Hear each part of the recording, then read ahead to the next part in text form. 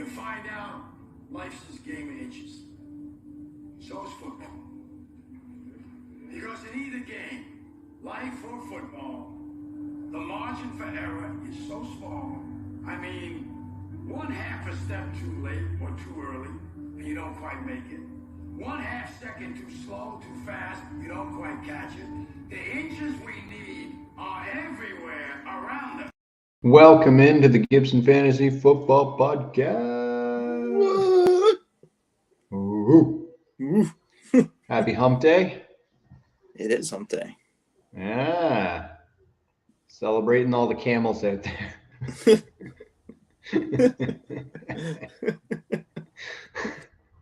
Oh, it's funnier than it probably should be. But yeah.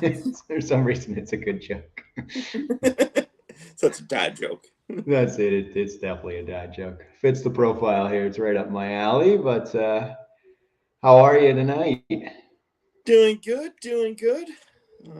Just bringing up some of the depth charts right now in the last one, and ready to get going for the West. The Wild Wild West. Well, we're here. Josh and Aaron. A-Aron, pronounce it properly. A-Aron, yeah. Got us over at the website there, GibsonFantasyFootball.com, Gibson_FF on Twitter, and Gibson Fantasy Football, all one word, on Instagram, YouTube, Podbean, and Spotify. So that's where you can find us. Hopefully you're happy to tune in today and continue our training camp battle series as we wrap up with the last but not least AFC and NFC West. How did you say that? Can you say West again? Cool whip. Cool whip. Not everyone out there would get that joke, but it's a good one. I'm sure there's a lot of Family Guy fans out there. There you go.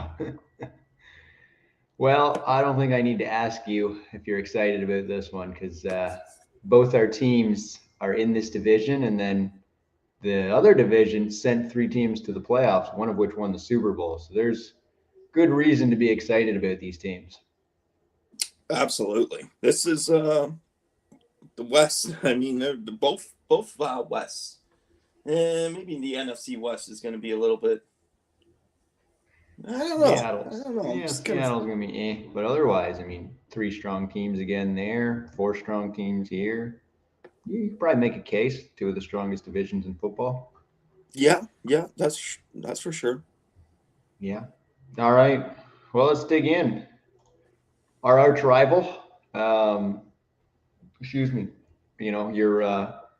your enemy's enemy is your friend. That's just what makes us friends because we both hate Kansas City. I got a love-hate relationship, though, only because I have had Patrick Mahomes as my starting quarterback in fantasy since forever. So, yeah, it's hard not to enjoy that. That's a ride everybody wants to take a turn on. Absolutely. I like Andy Reid, too. He's a funny guy, and he's big on cheeseburgers, which is always just a funny narrative to have.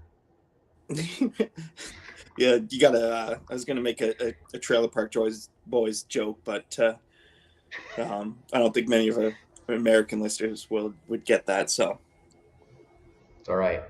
All right, well, let's dig in here. What do we got? So, wide receiver 1 for the Chiefs. This is an absolute mystery, and it's a fascinating discussion because Tyreek Hill leaves. Tyreek Hill was there even before Mahomes and had a pretty good season with Alex Smith, but he really took off like an absolute rocket when Mahomes got there. And he leaves, and I mean, the guy's a lock for, 1,000 and close to double digits on a yearly basis in terms of touchdowns. Over 100 targets for sure. He's just by far the alpha in this offense. Aside from Travis Kelce, it's him. And so, Kelce's still there, Mahomes is still there, but now we've got this, mesh together wide receiver core of Mecole Hardman's the carryover from last year. They bring in Marquez Valdes-Scantling. They sign Juju Smith-Schuster, and they draft rookie Sky Moore. And we got to figure out because, I mean, as much as I'm not as big on Mahomes this year without Hill, I'm still going to admit he's an elite quarterback. So you got to want whoever he's throwing the ball to. But who piques your interest? Well, who are you after here? Well, look, I mean, Mahomes was throwing the ball to other individuals while Tyreek Hill was here, and Tyreek Hill even went down with an injury that one season, so Mahomes still performed fairly well. So I think, you know, it's an interesting wide receiver core. I think the biggest question mark for me is Scantling, because you know, coming from a team with Aaron Rodgers, which another elite quarterback, you would think this guy could put up big numbers, but it's a little off-putting for me. So that's going to be the biggest question mark for me, is him, and Hardman as well too. Is can he be that secondary wide receiver? I think Juju is going to be the first string, at least starting out for the season. Or can a guy like Josh Gordon step up? Can a guy like that fit right in there? Who knows? That's a whole lot of question marks. To have. Yeah, like, I believe in Patrick Mahomes, and I say that because he's done so well. But last season was a bit of a there was some rough games there where he's always been consistent, especially in fantasy football. Really, last season was the first season where he wasn't consistent, and he had Tyreek Hill on the team. So I mean, what's that say? So I mean, lots of question marks.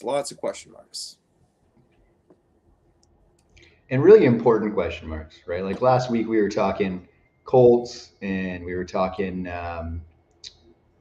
who was the other team? The Texans, right? And we were like, after Cooks and Pittman, like there's a lot of options. But I mean, we're talking, you know, Matt Ryan, and we're talking Davis Mills.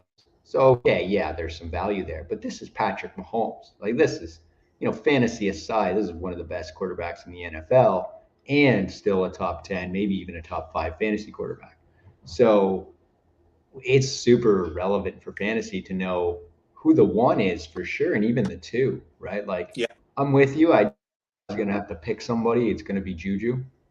I don't particularly like Juju, but, you know, he's the most talented. He had that Steelers in his year, and that's kind of fueled the fire for seemingly ever. But yeah, if he can be the guy and catch some volume and earn Patrick Mahomes' preference and trust, then he'll be super valuable. And what's nice about all these options is they're all pretty cheap in terms of draft cost because nobody knows for sure. You know, I wouldn't bet on MBS. I wouldn't bet on the rookie Sky Moore. Mecole Hardman's a little intriguing because he was drafted to be the Tyreek Hill replacement, because that season was when Tyreek Hill was allegedly going to get suspended for like up to 10 games. Right. And then it ended up getting dropped. And so they were like, well, 2 Tyreek Hills now. And, you know, I don't think Mecole Hardman will ever be what Tyreek Hill is. But if that's the mold, then maybe he fits pretty nicely with Tyreek Hill gone. Yeah, definitely. I think you can get a steal from one of these three guys. You know, someone's going to get him on their fantasy team, and it's just going to be gold for the season. Because I still think KC is a team to beat in the West. You know, until proven otherwise, to me, they're the team in the West. That's just my opinion, but yeah. And they've been to the AFC Championship 4 straight years. They've been to the Super Bowl twice. Like, yeah, the whole AFC really still runs through Kansas City. Absolutely, being real about it. But yeah, definitely this division. But who's going to be the number one guy? I don't know, man. And even, you know, we'll shift to the running backs here, but like Clyde Edwards-Helaire and Ronald Jones, regardless of which one you believe in, like neither's a particularly great pass catcher. You know, it's not like last week when we were talking about Nyheim Hines, right? Like, or you know, it's not like Austin Eckler or J.D. McKissick or James White. Like, we're not talking about somebody who's a real good receiver. So there's not even going to be that many receptions coming into the backfield. At least I would anticipate, right? So I'm thinking, like, huge opportunity for the wide receivers. Yeah, and I'm okay with that. I mean, because they also got Travis Kelce, who can provide those short pass, you know, yards, where some teams really need that additional running back that can give you a pass catch runner, right? And so I don't mind that. I think Hilaire, it's his job to lose, you know, as the number one running back. When it comes to that, but it's definitely I think this team will be heavy. I think they're going to throw the ball quite often.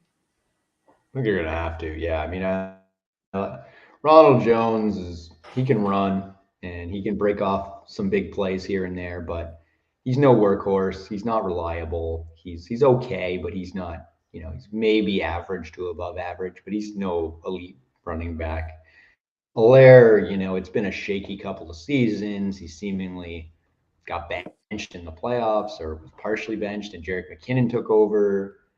McKinnon, but I mean, he's like 29 years old, so he's got left in the tank. He's generally injured.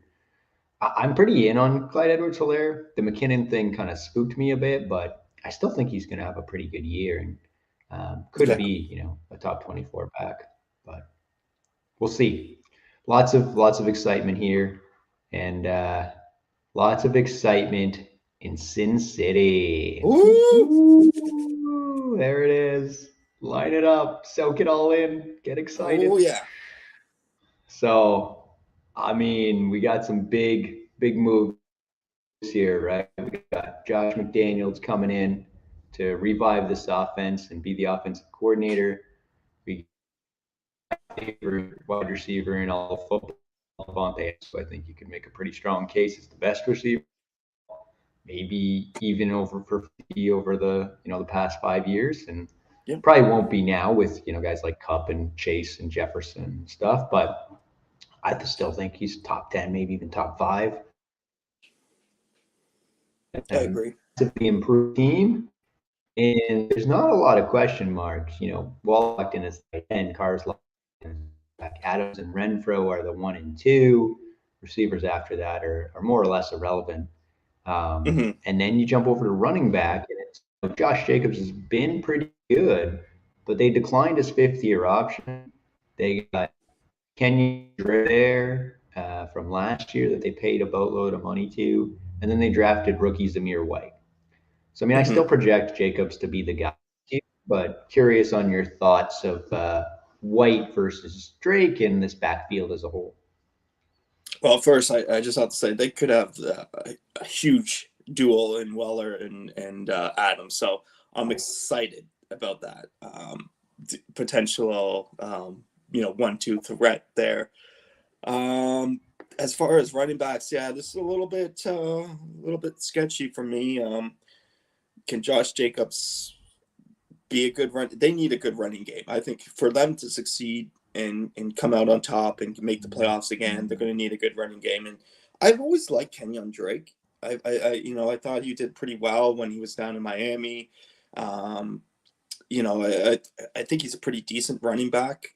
I can't remember if I had him on my team. Yeah, he was on Arizona too, right? Yeah, he wasn't on Miami, was he? Okay. Yeah, he started in Miami, and then they traded him to Arizona. He had a good second half, and then an okay second season, and then the Raiders picked him up in free agency. Yeah, so I'm interested to see, which one of these guys is going to step up, because I think, it's not Josh Jacobs' job, by any means, and I'm interested to see what Drake can do, especially in the preseason, and see if he can't maybe even overtake that position. Yeah, you're right.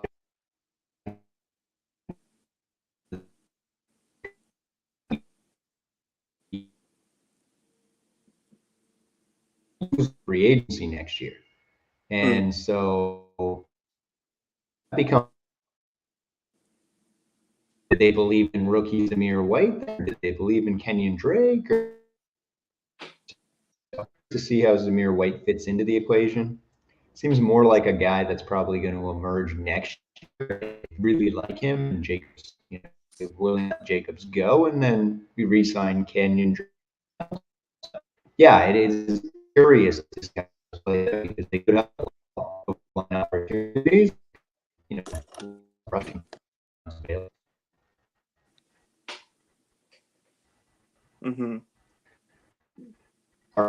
Anything else on your beloved Raiders before we head to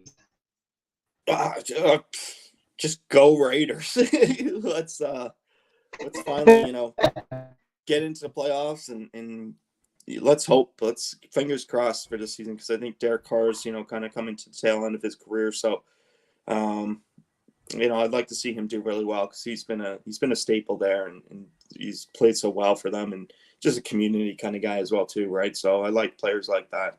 And, hopefully they can get past it. I'll talk on with that issue.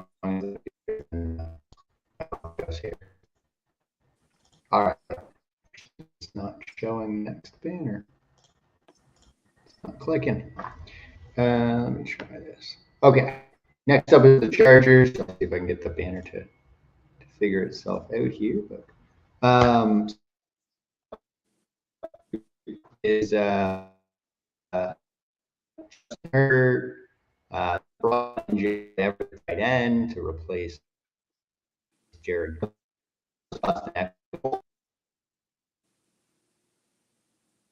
Oh, I think we lost Josh.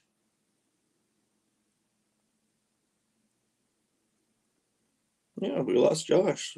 So let's take a look at the Chargers.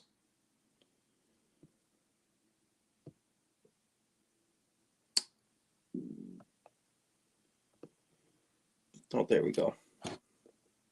Oh, and he's back. A little technical difficulty. Must be the PEI internet connections. Chargers. What do I think about the Chargers? I don't like the Chargers. That's my first opinion about them. Get A-Aron. Oh, you coming back? Connect.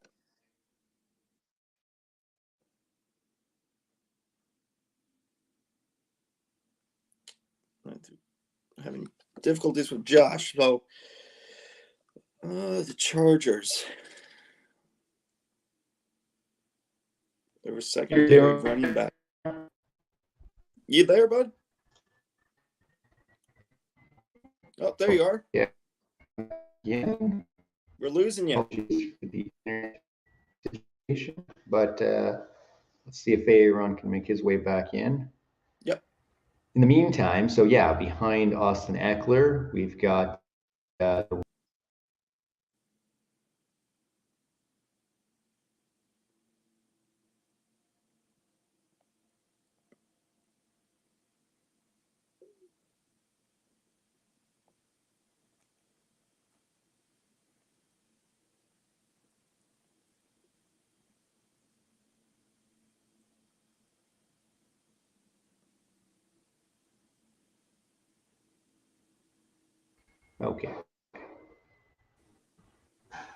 In and out here. So yeah, so we've got Larry Roundtree the third. There we go. Now we're back. Is it your internet that's getting out there? Yeah, I think it was my internet. Unfortunately, the connection's not doing so well here. Yeah, I apologize, because I think we had a little hiatus I was on live there, and I was just giving a weird stare at the camera. So.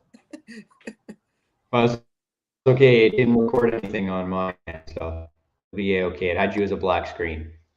But let's see if we can get back through this here. So yeah, so behind Austin Eckler, we've got rookie Isaiah Spiller, rookie from last year, Joshua Kelly, and Larry Roundtree.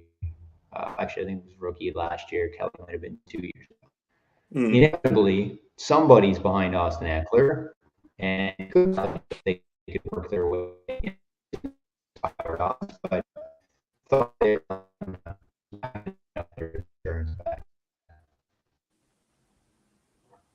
Yeah, it's Isaiah Spiller. Is that CJ Spiller's brother? No, but apparently Isaiah Spiller's dad, Fred Spiller, played in the NFL. Oh, okay. So yeah, I like to. But no relation to DJ. Okay. I was just wondering.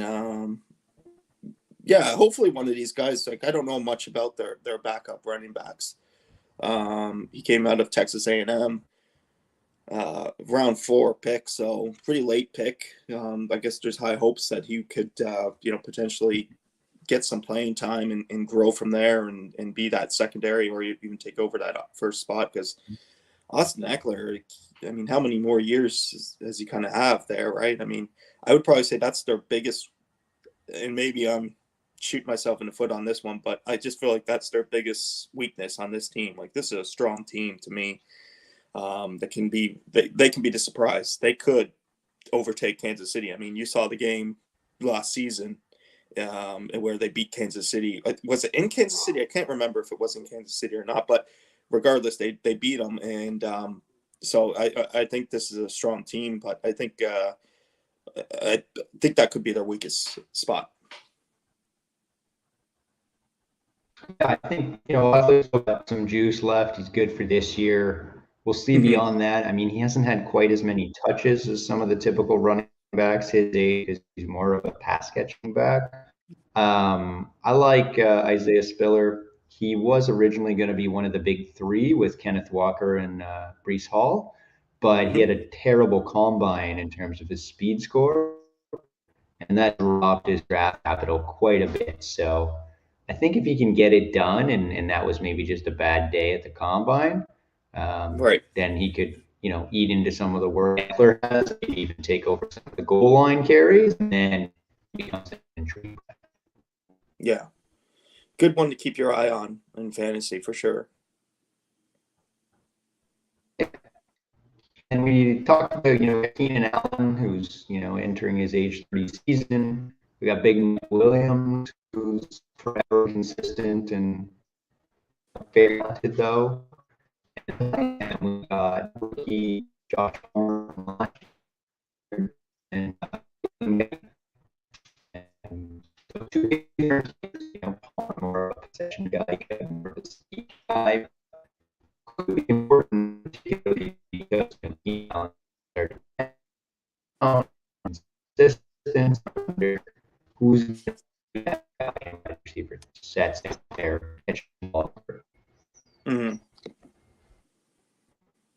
Yeah, that's a big question mark. I mean, obviously Keenan Allen, Mike Williams is going to be the 1-2 threat, and then after that, who's going to step it up? Another good one to just keep your eye on, right, in fantasy, just to see who's going to be that guy that, I doubt that they're going to get drafted high. So a couple guys to keep your eye on and just make sure that, could be a couple of sleepers, I think. There we go. Part of what you said, we got the internet hit us again. Yeah, it's making you sound like a robot. Connection's not good right now. Let's blame Rogers. Nuts. No. Rogers again. So, all right, so we'll see what happens with Palmer and Guyton there. I like Palmer, but Guyton is the faster of the He's actually the 3rd fastest guy on his team. So he's very quick. But yeah, we'll see what they do. He's slinging the ball around a bunch, and he's very talented. So if we can steal some targets and surpass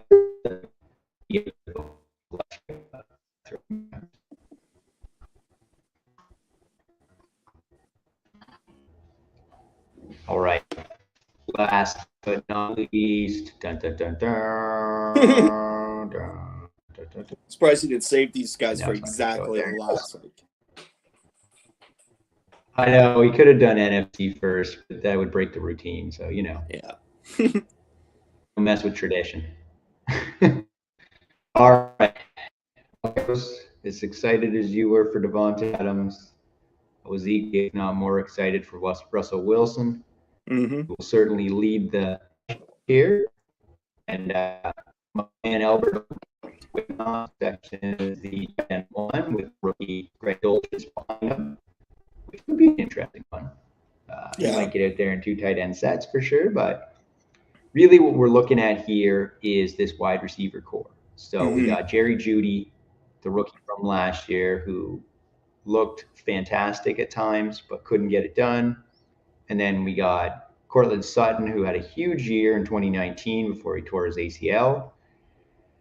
And you just got to wonder who's the guy, because could Russ support both? I mean, he supported DK Metcalf and Tyler Lockett pretty well, so it might not matter as much, but it's worth trying to figure out who's the primary target. Yeah, if Thoughts both of here those guys, on these two? yeah, if both of those guys are healthy, I think this could, finally Denver's got a quarterback. I don't think they've had a really good quarterback in a long time. So I think with Russell Wilson, this could be a really good 1-2 threat with Judy and Cortland Sutton. Yeah, I'm really kind of excited to see what they're going to do. Not excited as hoping that they're winning, but just excited for fantasy purposes because I believe I have Sutton on my There you team. go. Now, I probably won't keep him on my team, but guys like Sutton and Judy Yeah. could be guys that either that don't maybe get drafted or a late draft, right? Probably most likely a late draft is what I'm thinking now as I say it. So, but Yeah. two guys that I think they're going to do really well. So I'm kind of interested in to see this. Yeah, I'm super excited, and I prefer Jerry Jeudy. I think he's the more talented of the two. Sutton's the more reliable of the two and has better experience.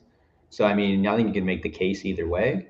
The interesting part is because nobody knows for sure who's the one, they're both kind of at a discount. So Right. neither's kind of priced as the one. They're both kind of priced as like maybe the one. So you could grab either of them at a pretty reasonable cost, which makes them intriguing for drafts. And some players I'm going to be certainly keeping in mind. Now, as we move to the backfield, Javonte Williams hit the scene hard last year and was tearing things up in the backfield, but couldn't get a stranglehold on that role. Melvin Gordon was clearly still involved, and I think they had it was like 53-47% of the workload by the end of the year. It was almost identical. Ridiculous how 50-50 it was. And then they said to Melvin Gordon, okay, go test the waters in free agency, and we'll roll with Javonte if we need to. And eventually, Gordon said, okay, you know what, I can't get much out here, and I know the organization, and I know the team, and Russ signed, so willing to take me back. And he said, yeah, he said, sure, come on back. Mm-hmm. So, by all accounts, Javonte should be the one, but kind of a matter of like, what does that represent? What are we looking at here? So if it's leaning in his direction, is it 55-45, 60-40? Is it 65-35? What's the split? I'm curious to see kind of what you're thinking on these. To me, throw the numbers out the door. Go with the guy that's got the hot hand and the hot feet. You know what I mean? Like, just go with the guy that's running the ball good. Don't. I don't know. I think Melvin Gordon, to me, is kind of over the hill. Still got to. I think he could play a better backup role, like not a backup, but just that secondary. I think you said 60-40 or something like that. I think that would make sense. I know I just said throw the numbers out the window, and now I'm coming back to it. But I think the less is better for Javonte Williams and this team.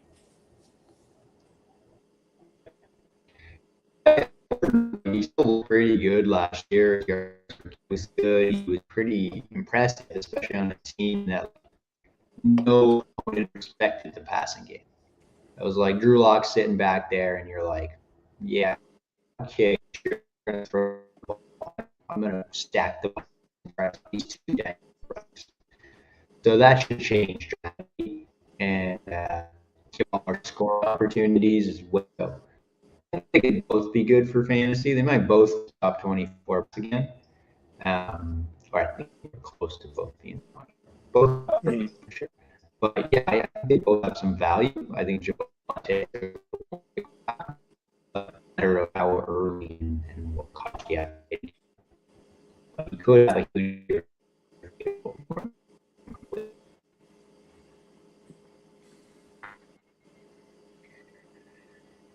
All right, man. Sad to leave my his team, but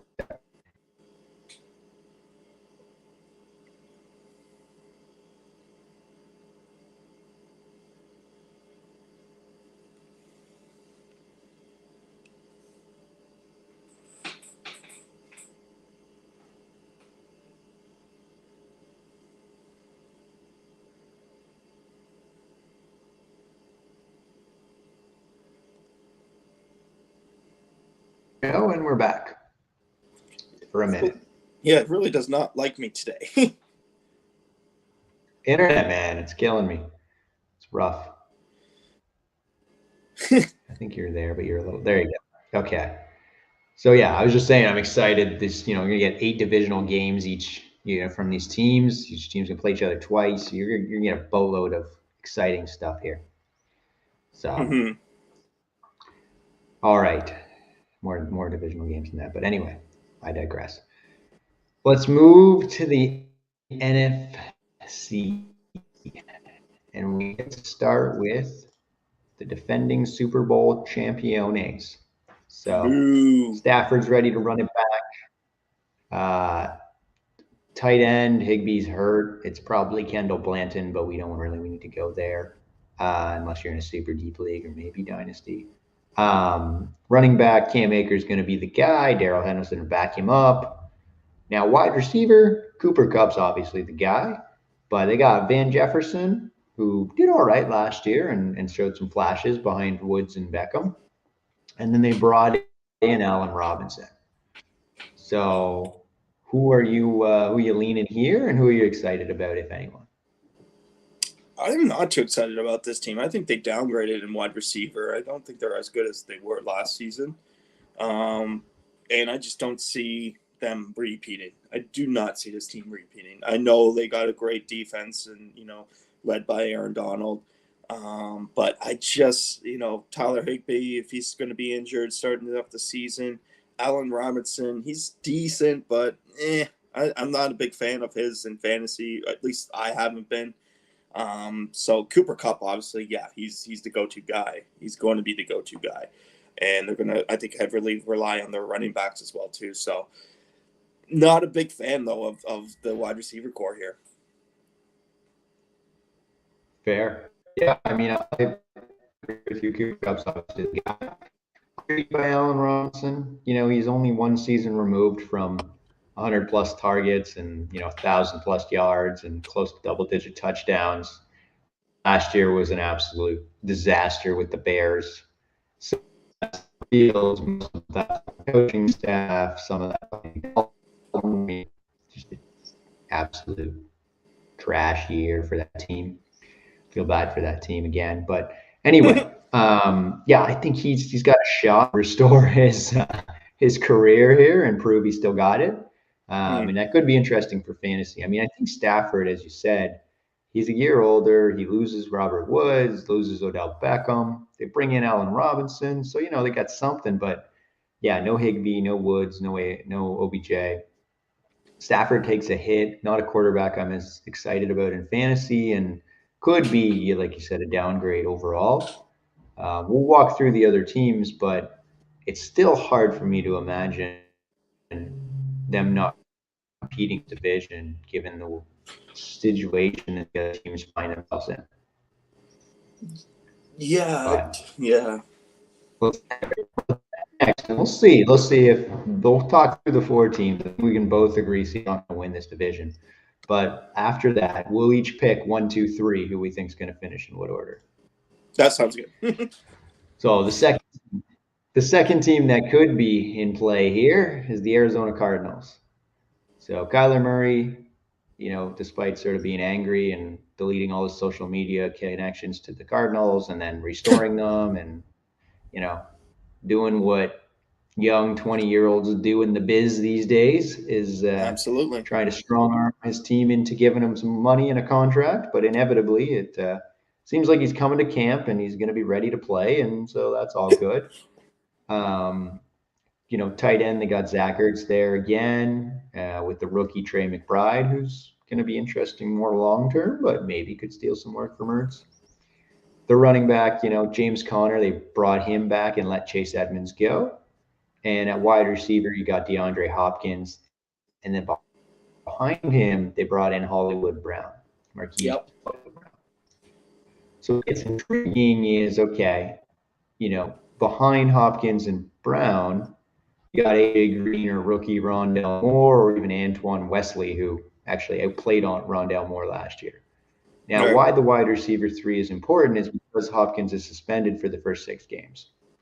Yeah. So who's going to step up along with Hollywood Brown when Hopkins is out for those first 6 games is the question. Yeah, that's a good question. I like Marquise Brown though. He came up pretty big for me in fantasy last season.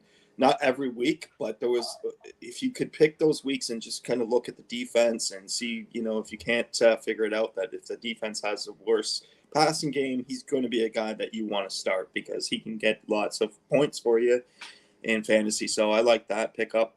I like the wide receiver core when they're there. I mean, if Hopkins can get back from those 6 games, hopefully, he stays in shape and he fit right back in. I always think it takes a couple of games for anybody. I don't care who you are, but this could be a really good wide receiver core, and I still believe in A.J. Green. A.J. Green's still a pretty decent wide receiver, but I don't know who's going to be that third guy that steps up, and I don't know if you're really, I think – I'm sure, in most fantasy leagues, people are going to pick up, a couple of those guys and Rondell Moore and Antonio Wesley, sorry if I mispronounced that name, but those kind of guys will possibly get picked up if they don't keep an eye on that, because they could be a good steal for the first 6 weeks at least, while Hawkins is suspended. That's the thing, right? Is who's that person? So, I mean, you got old man A.J. Green, who still actually had a pretty good year last year, all things considered, and showed some flashes. You got Rondell Moore, who was an absolute bust of a rookie. And then you got Antoine Wesley, who's pretty unknown, but, I mean, he was better than Moore was. So it's intriguing. Like you said, give me Marquise Hollywood Brown all day and twice on Sunday. I'm super pumped about him, especially while Hopkins is out. And this could lean towards Zach Ertz, Trey McBride, and even James Conner and or Darrell Williams out of the backfield, who, is where we'll go next, right? So in that backfield, you've got James Conner, who's clearly the guy. You got Darrell Williams that they brought in. You got rookie Keontae Ingram. And then you got rookie from last year, Benjamin, or actually 2 years ago. So thoughts there on what that running back room looks like?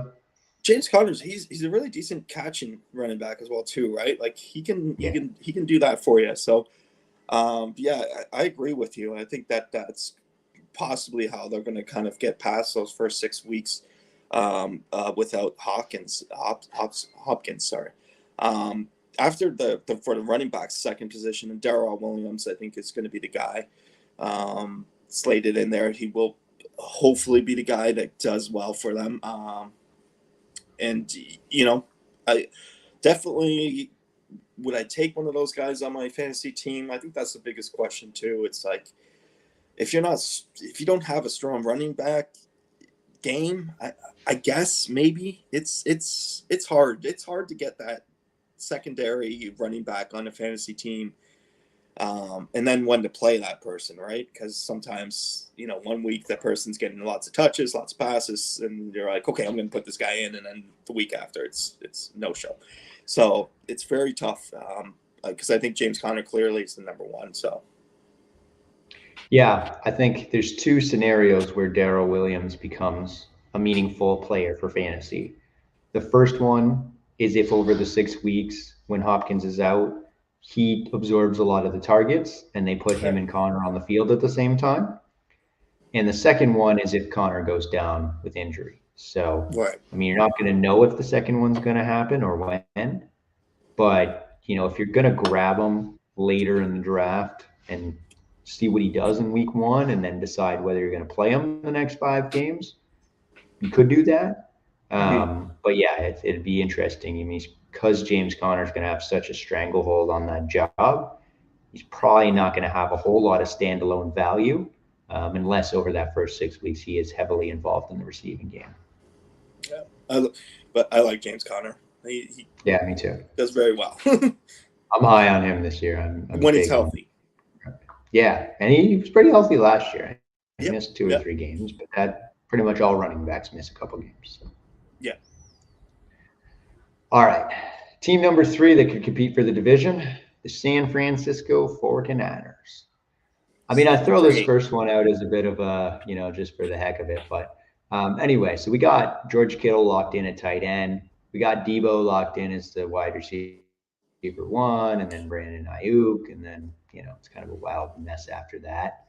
You got Eli Mitchell is clearly the guy there for the running back one. So Trey Lance, rookie from last year, they moved up and traded the world to get him. He played 2 games when Garoppolo was out, lost the job back to Garoppolo immediately when he came back.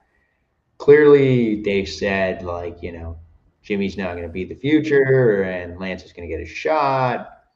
Any part of you that believes Jimmy G could start for this team in week 1 or at any point in the season? Oh, I think at some point, yeah, this is a mess. I've never, I don't know if maybe they can figure it out how to work two good quarterbacks in. I don't know. Trey Lance to me is going to be the guy that starts week 1. Whether or not he's going to be the guy that starts in week 3, 4, 5, 6 moving forward, I don't know. He's got to definitely, the pressure's on him. The pressure's on because you got a guy like Jimmy G backing you up. No question, if he's not playing well, you're going to put Jimmy G in. And not bad for fantasy, too, because, if you got to, especially early on, if you get an injury at your quarterback position, keep an eye on that because, you could get a steal there with Jimmy G and picking him up on your team. And all of a sudden now he's the starter and boom, you got a starting quarterback now. So, but yeah, I don't like, I don't, I'm not, I was hoping that he was going to get traded, to be honest. Jimmy was going to get traded, but. And he seemingly was, except for the shoulder injury. So, we'll see, right? Like now that the Panthers have their quarterback in Baker Mayfield, the only team that's really desperate for a quarterback is Seattle. Seems highly unlikely they would trade Jimmy G within division unless it was absolutely made sense for both teams. But it's gonna be weird. Like if they don't cut him and they can't trade him, he's gonna be there. And there's they've basically cast him away from the building so that they can make sure they give Trey Lance all the reps. Because there's still a temptation from this coaching staff to rely on Jimmy G, knowing the locker room believes in him, the players believe in him, the coaching staff believe in him, but he can't do what Trey Lance could do. So if Trey Lance hits, he gives you the upside of a top 10 quarterback in the NFL. Yeah. Jimmy G won't be that, right? So they have to go that direction. But if they don't get him off this roster before week 1, then yeah, I'm with you. There's a lot of pressure on Trey Lance because if he falters down the line, this team has aspirations of going to the Super Bowl. They're not looking to develop their rookie and win 6 or 7 games this year. So if he struggles, there's a world if Jimmy G's there that they turn to him. But I think they're going to do everything in their power to get him off the roster. And maybe that's, week 2 or 3 after somebody loses their quarterback to injury and says, okay, give me Jimmy G. Or I heard on the radio somebody saying if Deshaun Watson gets suspended for the whole year, maybe the Browns take a look at Jimmy G. So yeah, that'd be intriguing, right? But I don't know. We'll see what happens. But I'm with you. If Jimmy G's there week 1 and beyond, then that temptation's still going to be there for that coaching staff. Yeah. All right. So we got Elijah Mitchell, who was a rookie last year, and Trey Sermon was the 2nd-round rookie who just got absolutely overtaken by Elijah Mitchell. They've got Jeff Wilson Jr., who is coming back from injury, and then rookie this year, Tyrion Davis-Price. So who's there behind Mitchell? Mitchell only played 11 games last year. He missed 6. So it's interesting to keep an eye on who is that because the running backs, Shanahan has a bit of a hot hand approach, and you never know if Mitchell's going to miss some time. Yeah. I don't know much about these guys really at all, so you could just put their names in a hat and poll, and that's who's going to be the second starter, in my opinion, for me. But definitely something to keep an eye on in fantasy just because someone's going to have to back up Mitchell, and one of these guys could be a good steal for you. And, like I've said before, having good depth on your fantasy team of running backs is beneficial. So, Yeah, keep an eye on. I know I'm going to keep an eye on these two guys now and moving forward, so to kind of see who's going to be that secondary running back, and you know, I got a feeling you'll probably have your eye on it too. So hopefully, you don't still pick it up before I can. So Yeah, for me, it's Tyrion Davis-Price that I'm leaning towards, the rookie. right, um, I like what he brings to the team, and I mean Trey Sermon, he just was a bust last year. I don't see how all of a sudden he comes out of nowhere and now takes that second role. I mean, it's yeah, possible. Maybe he learned some things last year and in the offseason, but I wouldn't bet on it.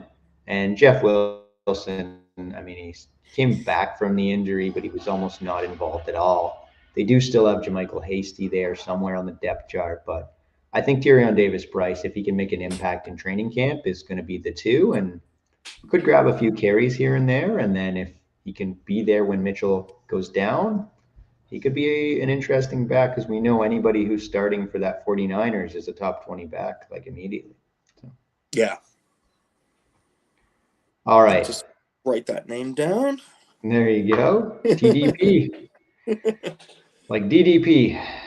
But it's a whole Diamond Dallas Spade reference there. You got that, of course. All right. I'd like to say last but not least, but I would be lying to myself and the world out there, because this is by far the worst team in the division. Yeah, I think we just said where we could do the 1, 2, 3, 4 spots. I think we could agree that this team's going to be the fourth. Yeah. Yeah. Now, they've got tight end Noah Fant that they grabbed from the Broncos in the Russell Wilson trade.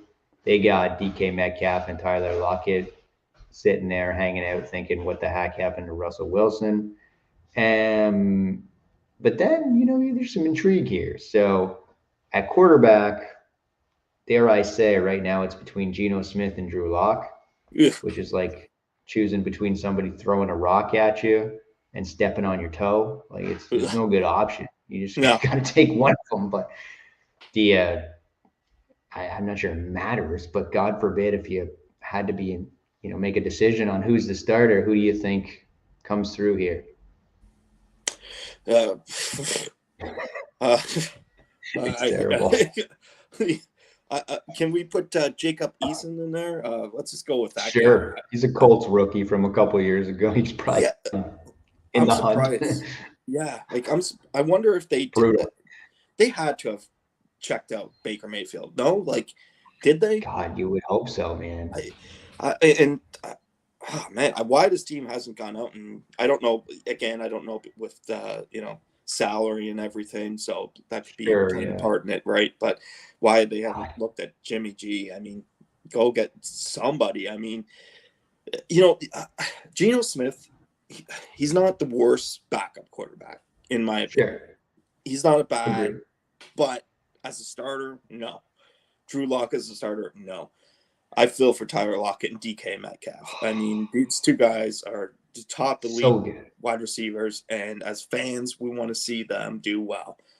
Now, I would love to see Geno Smith all of a sudden just tear it up. That would be fantastic. Because I remember Geno Smith at West Virginia, the Mountaineers, playing there and coming into the NFL, and I was a bit of a fan of his, and he just didn't quite get over that hump. He just never has been that quarterback that he once was in college. So, I'm going to go with Geno Smith just because he's got the most experience as the first quarterback. But I like to think that this team is looking elsewhere right now, and I'm sure teams though are they're a desperate teams, so I'm sure teams are trying to take advantage of that, and you don't want to start giving away too many guys, right? So I get it. Sure. Yeah. I can tell you from experience, having Drew Lock as your quarterback is not a good time. So you don't want to go down that road. Let me tell you that. I would go Geno Smith, but like you, I think he's better suited as a backup. But it's scary for DK Metcalf and Tyler Lockett. And as fantasy managers, you're like, man, I love those two players, and I just want to see them succeed. But how and can they? And oh my God, you just don't even know if you want to draft them at this point. But yeah. Now, we move to the backfield. Chris Carson is dealing with a neck injury that kept him out all of last year. he seems likely to be done. I mean, I think it's sad to see, but I don't know, man. We'll see what happens by week 1 here, but I don't think he's coming back. And so Right. that leaves the door open for Rashad Penny, who is, they brought back on a 1-year deal, and they originally drafted as a second-round pick years ago Yep. and had a beautiful stretch. He was actually the number 1 running back over the last 5 weeks of last year. Yes, he was. And then they got a rookie, Kenneth Walker III, that they grabbed in the second round, and he comes in as a high draft capital, impressive rookie. So thoughts here on the rookie versus the veteran? Well, I think Penny will be the starter, and in my opinion, 2 guys that I wouldn't mind starting the fantasy season off with, because I do think if Gino's not able to throw the ball, they're going to be relying on the run game pretty heavily, and Pete Carroll will do that for you. So I liked, to me, I like Penny as a starter.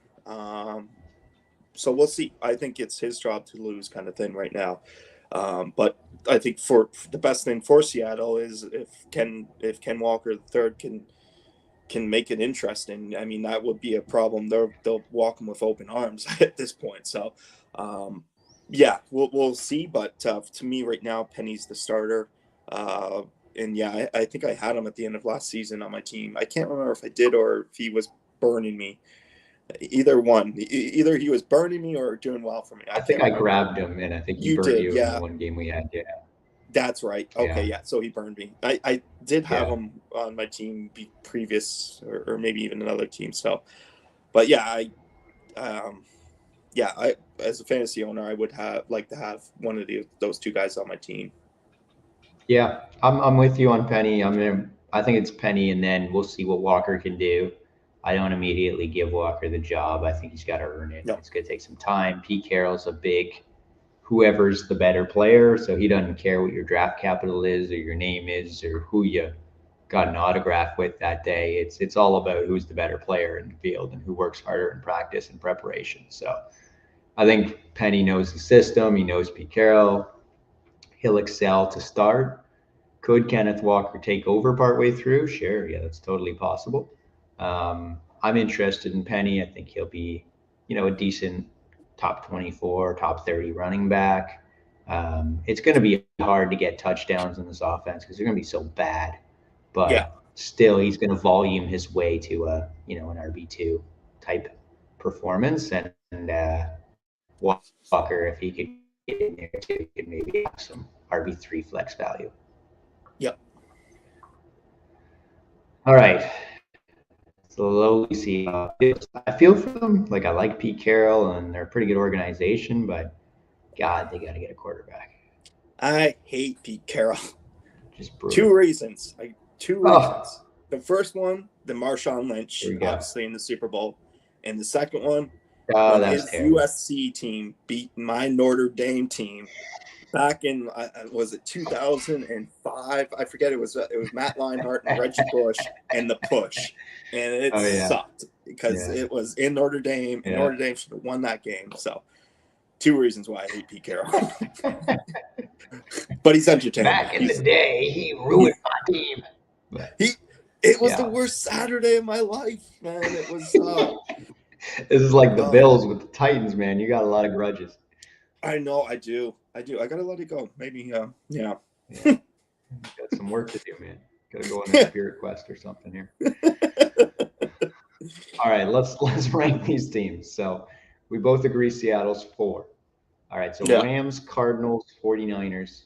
Who do you think finishes 3rd in the division? I'm gonna stick with the 49ers. Okay, so you think they finish behind the Rams and Cardinals? Yeah. I'm with you. I agree. I think Trey Lance is good for fantasy and he's okay for the 49ers, but I'm not convinced he's going to win games. And this offense, we'll see. I still like the offense. There's still several fantasy options I like, but we'll see. I'm not sold on the 49ers as a team. Yeah. All right. Rams or Cardinals then? Who's winning the division? I got to go with the Cardinals. I think this is their year. The biggest question All mark, right. though, is if they can get through those first 6 weeks. What's that? That's everything, right? That Like is. that's it.